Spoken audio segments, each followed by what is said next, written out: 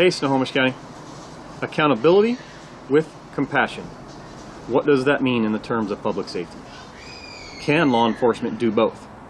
Can public safety professionals provide law enforcement services and still be compassionate to those in crisis throughout our community? I think we can and we should, but most importantly, the public demands it. My heartfelt position is you can't have one without the other. Let's dive in.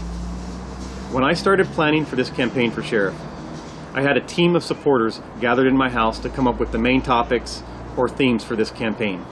We came up with the term accountability with compassion, and it stuck with me throughout this campaign. But what I had to do was define what that term meant to me as a candidate for sheriff. I call things like I see it. You will learn that about me as this campaign progresses.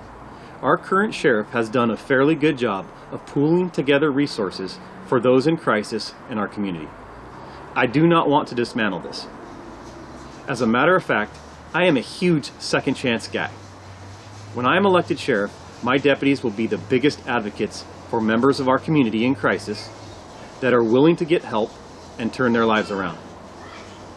With the opioid epidemic we are seeing nationwide, and is certainly prevalent in Snohomish County, we have to support those in need.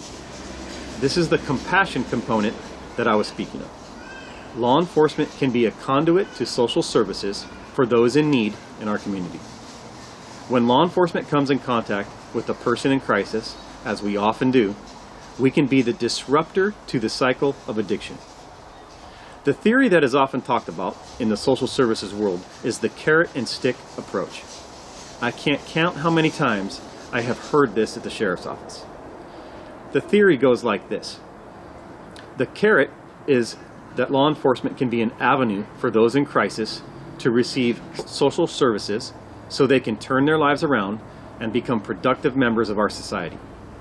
The carrot is for our community members in crisis to be given access to social services to treat the root issue, which is often drug addiction. The thought is, we can't book our way out of this problem, or we have always locked up the same people and nothing changes, so let's do something different. The problem that Snohomish County has ran into, and I have seen firsthand for 6 years under this current sheriff, there is no stick to our current carrot and stick approach.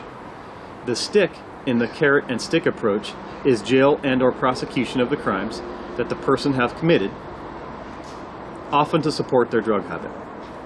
But the stick portion of this theory doesn't work when you have an elected prosecutor public proclaiming his office will not charge for 2 grams or less of felony drug possession. By this one policy alone, every drug addict in Snohomish County was given a green light to continue possessing 2 grams of heroin, methamphetamine, and any other narcotic that you can think of, with absolutely no repercussions attached. When you combine that policy with a jail restriction policy from the elected sheriff that has made it nearly impossible for deputies to book on misdemeanor crimes, it has been a free-for-all on the streets of Snohomish County for years. There has been no stick to the Snohomish County approach, and I want to change that. This theory will not work unless you have both the carrot and stick prongs in place, and there are teeth to both aspects of the theory. I had the opportunity earlier this year to interview Sheriff Rob Streck from Montgomery County, Ohio. His county encompasses Dayton, Ohio, and the surrounding areas. He had made the national news with his approach to the opioid epidemic in Montgomery County. This is what Sheriff Streck had to say about the importance of having an enforcement component in our overall approach to the opioid epidemic.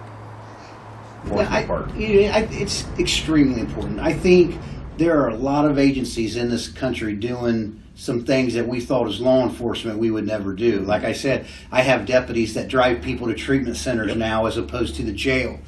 But you still have to enforce the law. Yes, sir. I say that to everybody. We're willing to think out of the box. We're willing to get the people the help they need. But we are a law enforcement agency, and we are going to arrest people who are bringing this poison into our community.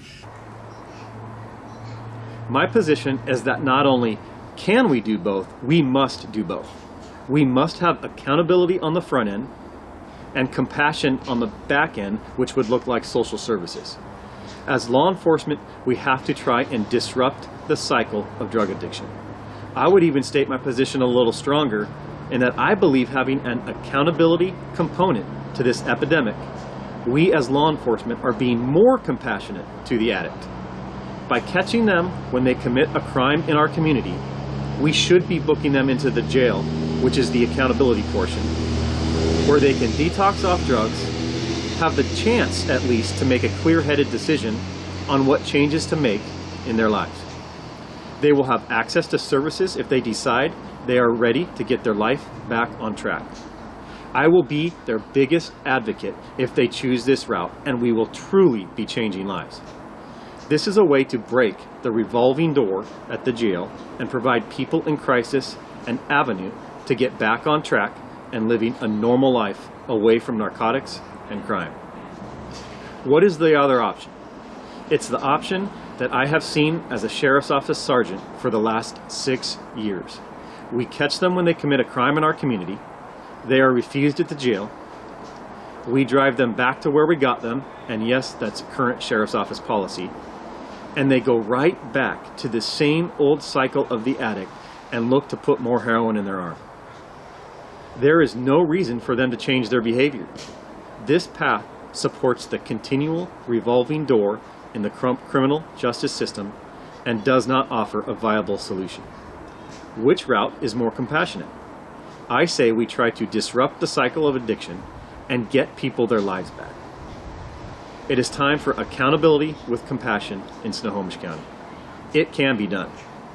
It is the right path for those in crisis, for law enforcement, and for our community members who are demanding that law enforcement hold the criminal element accountable, but provide them a pathway to get away from a life of crime and drugs and get back to living a normal life. I hope you will consider this message today. Let me know if you have any questions, and you can contact me on the information that's on your screen. Thank you.